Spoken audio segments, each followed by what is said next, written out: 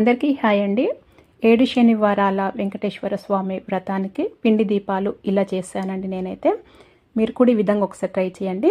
ఇక్కడ నేను బియ్య పిండి తీసుకున్నాను. కొత్తది మంచిది తీసుకోవాలండి. మనము ఇంట్లో వాడుకునేది కాకుండా కొత్తగా తెచ్చింది తీసుకోవాలి వ్రతానికి కాబట్టి. కొద్ది ఎక్కువ క్వాంటిటీలోనే తీసుకోండి. తీసుకున్న తర్వాత దీంట్లో కొద్దిగంత బెల్లం పౌడర్ వేస్తున్నానండి. మీరు బెల్లమైనా వేసుకోవచ్చు. బెల్లం పౌడర్ వేసుకొని కొద్దిగా నెయ్యి వేసుకోవాలి. ఇక్కడ పచ్చి పాలే వేసుకోవాలండి.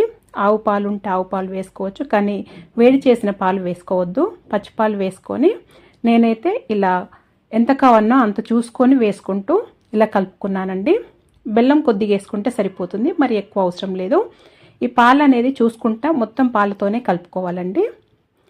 ఇలా గట్టిగా ప్రెస్ చేస్తూ కలుపుకుంటే ఆ పిండి అనేది మనము వేడి చేయం కాబట్టి పాలు ఇలా బియ్యపిండి కాబట్టి సరిగా రాదండి. గట్టిగా ప్రెస్ చేసి కలుపుకోవటం వల్ల ఇలా ముద్దలాగా చక్కగా వస్తుంది. మీరు కావాలంటే ఈ పిండిని మిక్సీలో వేసైనా మిక్స్ చేసుకోవచ్చండి, అలాగైనా బాగా వస్తుంది.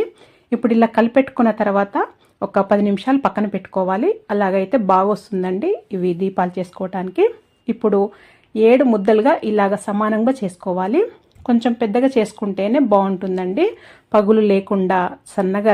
సన్నగా చేసుకుంటేనేమో పగులినట్టు అయ్యి నూనె అనేది కిందికి వెళ్ళిపోతుంది. అలా కాకుండా కొద్దిగా పెద్దగా చేసుకుంటే బాగొస్తుంది.